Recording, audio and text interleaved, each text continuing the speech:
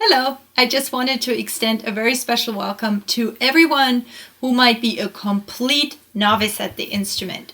Now, this course is not specifically designed as a how-to when you just take the bass out of the box. Things like tuning, bass setup, other things like rhythmic considerations, maybe ear training, are not included in this course. That said, I consider the music theory portion as well as the technique section in this course comprehensive. In the book, I start with how notes work, how the bass is organized, where up and down is on the bass. I also give lots and lots of technique recommendations. We're starting from zero with those materials. Things like tuning, hearing certain rhythms, hearing things and picking them up from when you see somebody play something and then taking that from hearing and watching the fretboard. Those might be things that are, however, a little overwhelming to you in the beginning.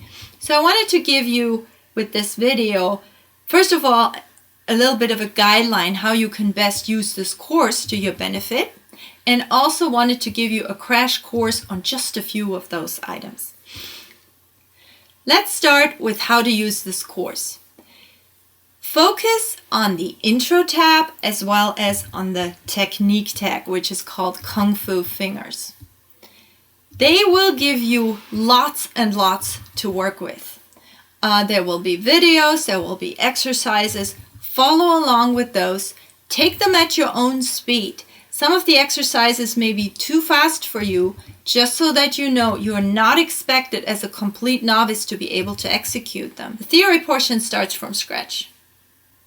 Now, in order to give you a crash course of what to do when you just opened up this bass case for the first time, here are a few pointers.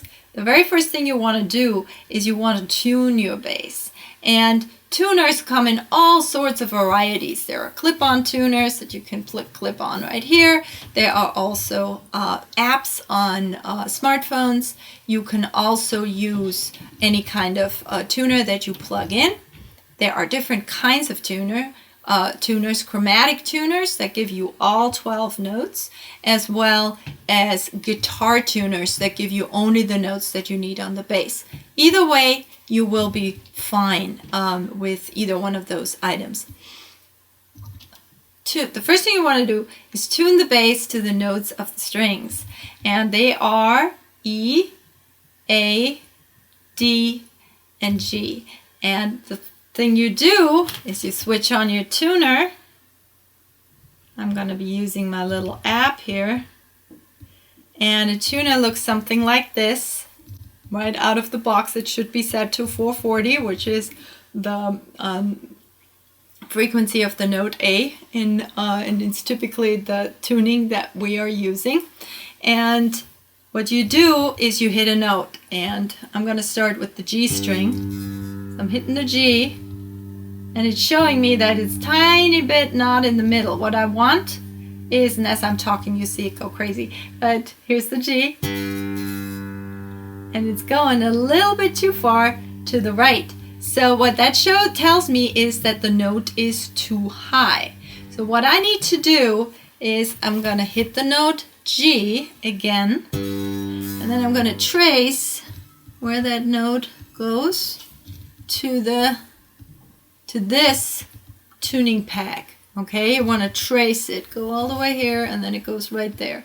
And then you hit the note G again. Now here's a tip, never ever turn up here without playing a note. You want the tuner to give you the feedback how much you need to turn. So as I said, my note is too high or sharp. So what I need to do is go lower. Now the best way to do that is to not just go down, and by the way, it's righty-tighty and lefty-loosey, so right makes it higher, but sometimes it depends on which side of the headstock your tuners are. If you're unsure, just try it. Hit the note and see if it goes up or down. Now I just went up, and you can see that it's even higher now. Now this is a chromatic tuner. If I keep going, look what's going to happen. It's going to show a G sharp. Now that means that now I'm tuning a G sharp. I don't want this in the middle. if I had that in the middle, I'd be on the wrong note. So you have to make absolutely certain that it says the correct note. Not G sharp, not G flat, not B, not whatever. This is the G string. It has to say G. Some tuners have little lights where that show you which note you were on. So sometimes they have 4 notes written on the bottom or 6 for guitars, and then it light up according to the note. So this is out of range, too high. So now what I'm going to do is I'm going to go lower. Again, I hit the note and then watch my tuner. So here we go. So now at first it went high G. Now from the G sharp it went, this is a G, that's too high. Now I'm going to go a little bit below the G and tune up to the G. Why am I doing that? The reason for that is if the last movement I make is a movement lower, it typically doesn't hold your tuning as well. The best thing is that the last movement is up. Another thing you can do to just make a sharp note come down a little bit is to sort of wiggle the string a little bit. If you just pull it a little, nothing crazy, you don't want to break it, you don't want to stretch it, but if you just sort of help it settle in, then it'll typically go down. So now I'm in the middle. It says G, and that's what I want. And then you would do that with all 4 strings. Okay? So that's step 1, tuning. And you would always trace, where am I going? If you turn something here and the tuner is not moving, then you're probably on the wrong string. So in the beginning, it'll take you a minute. Wait, where does this go?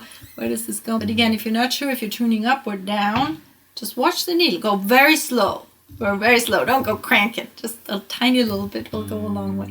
So once you're in tune, E, A, D, G.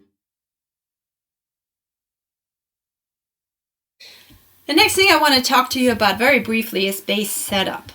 People talk a lot about gear. I think you can learn on any bass. It's some are a little easier to play, some are a little harder to play, of course, in their favorite brands and sound considerations. It's a very, very deep and fun subject. But that said, you can learn on pretty much any bass. What's important is a good setup.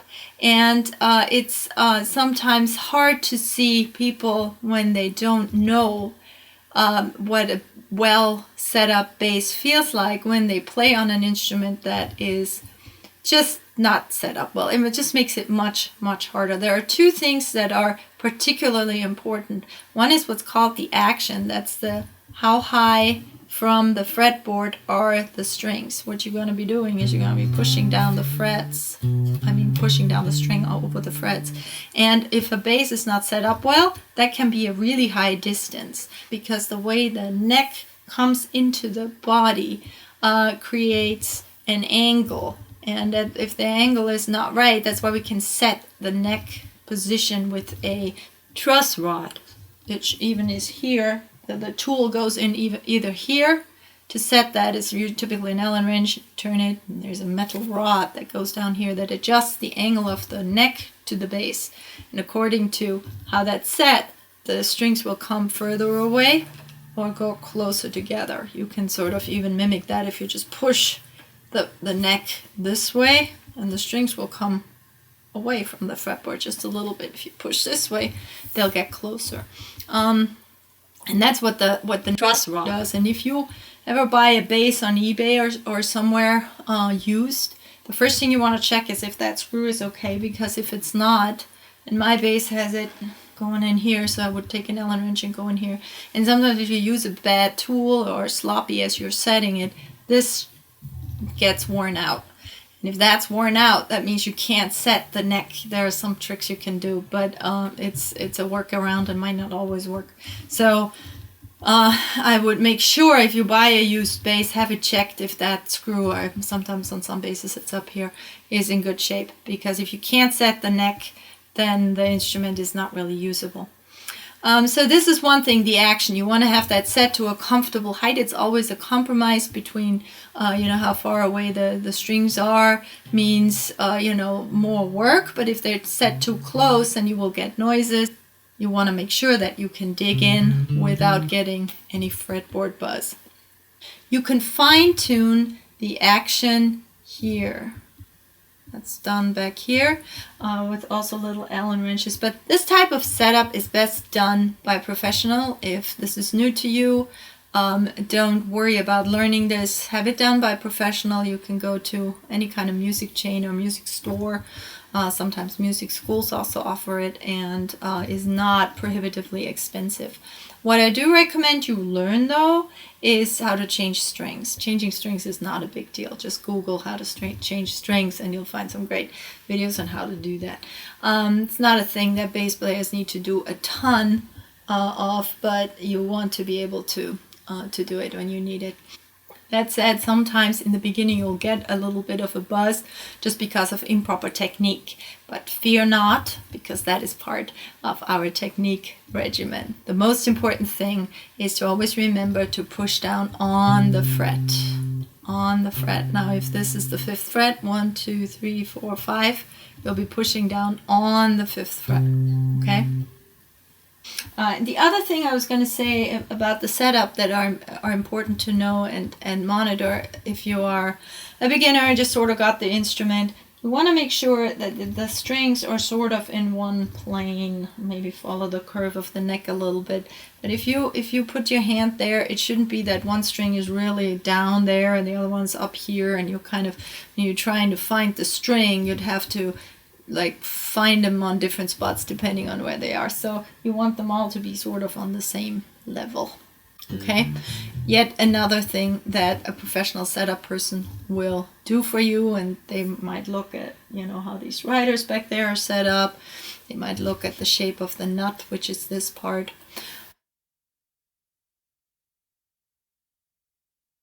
Tuning pegs, headstock, nut.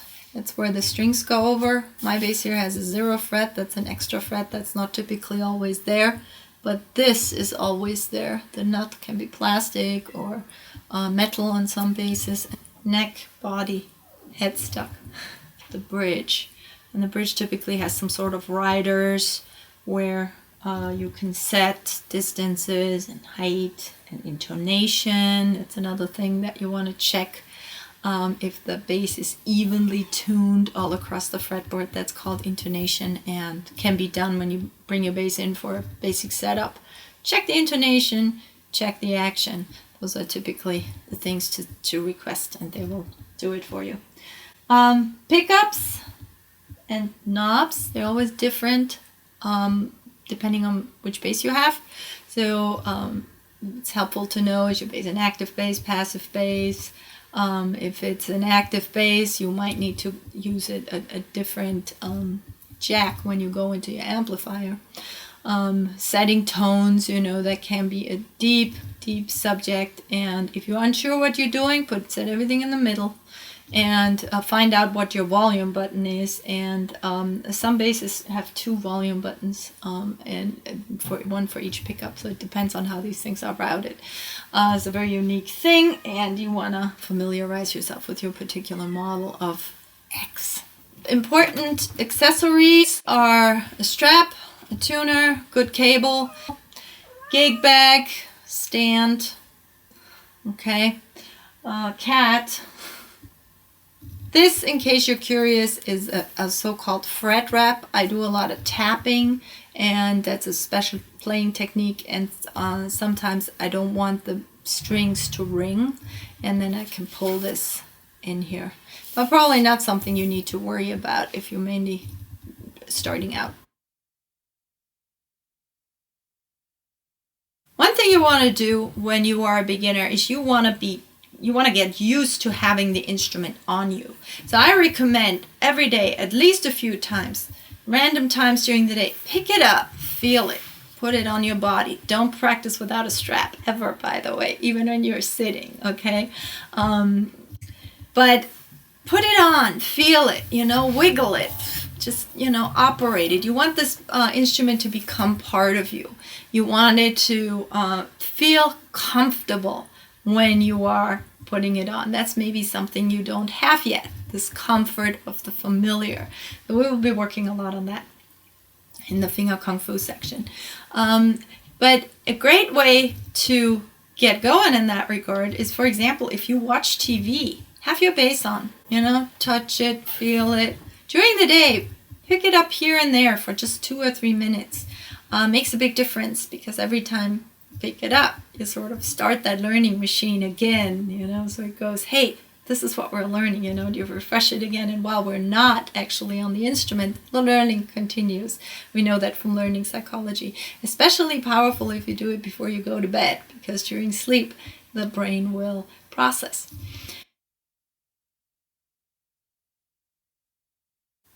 Basic setup, you can watch that video in Unit 1. And here are the exercises. You just take the open strings and say the string name. And, we typically, I recommend index middle, where you alternate. But you can also, if that's really hard for you, just go with one finger. Just index, or if you're more comfortable, just middle. Okay, just know that we're going to be aiming for learning index, middle, index, middle. So you do that on the G string and you say, I'm on the G string. Affirm it. I'm on the G string, and this is where it is in space, and this is where, my hand is right now. Then you go to the next string. This is the D string. Okay? A string. And E string. Okay? Now, where do you rest your thumb? You can rest it on the pickup. You can rest it in space. You can rest it on a string that you're not playing. That's what I like to do, because I use it for muting. So that means when I go from string to string, I move my thumb. And this is a 4-string bass, so all I need to move from is from either the pickup or just floating in the air. I'm going to go to the E string when I play the A string, and hop up to the A string when I play the G or D strings. I don't need to, and what do I mean by muting? When, something keeps ringing while you're playing something else, then it means you would want to mute it, because it creates this carpet of sound. So you would be not needing to worry about muting when you are playing the G and D strings, because the D string will be muted even if I'm playing it. I don't want to mute it, but even if I'm on the G string, then I'm going to be plucking into the D string. The D string will stop my movement, and hence it's muted, so I don't have to worry about that. Okay. While you're watching TV, doesn't even have to be the sound on. You can just sort of feel the strings. G string, A string, D string, E string. You can move around, not just in order, but, jump around. You do that for a 2-hour movie, it's going to feel different, so it comes quickly. That's the right hand. The left hand, 1 finger per fret. Again, these are the frets. You also have dots. We'll be talking about those a lot. All basses have dots up here. Most basses have dots up here, but they don't have to. 3rd, 5th, 7th, 9th, and 12th fret. All of that is covered in theory. And you put your fingers on the frets, and maybe you'll get a crackle. Okay? Don't worry about it. The worst thing you can do is push harder. That's not going to make the crackle go away. But what you do is reassess where you are pushing this, where you are on the fret. Right now it's crackling because I'm too far down on this fret. I want the 5th fret. I am almost on the 4th fret. So move over onto the 5th fret, and you will make the crackle go away. So the worst thing you can do is overgrip. Get into the habit of overgripping. Relaxation is one of the most, relaxed posture is one of the most important things you can train yourself right from the beginning. Okay? Where your thumb is also something I'm talking about in the basic setup, but oftentimes what happens is that we're so afraid that we're not going to be strong enough in pushing down the notes that we start gripping as if we're picking up a heavy object. So to this idea, think of it more like a piano player, or how you would be coming to a computer keyboard. That would be like this. Why? Because it gives your fingers freedom. If you're like that, your hand wants to grab. It's a one, I can pick up one thing, I can't do 5 things, right? So that's the same thing when you come to the fretboard. So the best way is to just let your hand drop, let gravity do its thing, and then you just bring it up, and there you are. And that's already a good position, you know. And then there are angles you might want to experiment with, like, for example, where your shoulder is in relationship to your bass neck, how far out the fingers are going. But we're going to be talking about all of that in future episodes, so just stay tuned on that. Yeah, that's a little bit of a crash course, and then you can do the first exercise in week 1 in the technique section. It's a wonderful one. Just take it slower than in the video, you know, just take it slow. If you need to do it with just one finger for now, all good.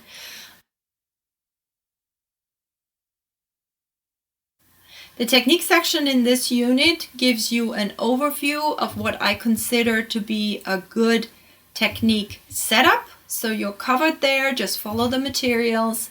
The other tabs, such as Baseline Lab or Combo Lab or the hip bit, this is all stuff that may probably be over your head. So if you're just starting out, dip in here and there just to get inspired or to see what's possible or where we're headed. Focus on the technique tab and the intro tab. You can also check out the theory tab, where we're putting theory into practice, theory practice. There should be plenty of material that's suitable for your playing level. The ticket may be to slow down the exercises, and the ticket may also be to work on 2 other items that are not part of this course. One is ear training, and the other one is rhythm. If that's a particularly weak area for you, just know that this course is not addressing that. We do some rhythmic things. They're basically based on doing things by rote, just copying. So you may have an easy time with that. You may not. If you don't, just don't worry. It's learnable. It's just not going to be part of this course. Again, some stuff moves very quickly, and don't be discouraged if you don't get it in the beginning. It's not meant to be done right out of the box. The theory practice, the intro, and the finger kung fu, they will be suitable. You want to go at a slower pace if you're a beginner. Don't try to make each unit 1 week. Make it maybe 2. Pace yourself, go slow, come back to your favorite exercises, and and maybe you can follow along and have no problem with it. So I just don't know where you are on your journey and how easy it is for you to pick up the instrument in the beginning. It can be very different for people. It's also different in what way. You know, some people have a very easy time just fingering, operating the instrument. Other people struggle more with coordination or hearing or understanding up, down, how the bass is organized. But again, for that, we have you covered. Part of the assignment for this week is how the bass is organized. And there's a picture in the book that's kind of funny because I point towards the strings sounding higher. Strings sound higher this way and strings sound higher this way. Now that's exactly opposite as in space. So in the beginning people often say, up there. But when we talk about music, we talk up being higher, a higher pitch. So it's really this way. And strings get thinner this way, down towards the floor. So this is the highest string. This is high versus this is low. Okay? And then notes get higher if I go in this direction. Okay? I'm going to do the same thing with proper fingering, but I wanted to just make sure you saw what I did. This way gets higher, but they can also get higher this way if I operate between 2 strings, and all of that is explained in the theory part of this unit. So make sure you spend a lot of time with really understanding what I'm talking about there, and test it, check it out, play it on your bass. If you have any questions, make sure to let us know. There are no dumb questions around here. Glad you're joining us. Again, welcome, and looking forward to studying bass with you. Cheers.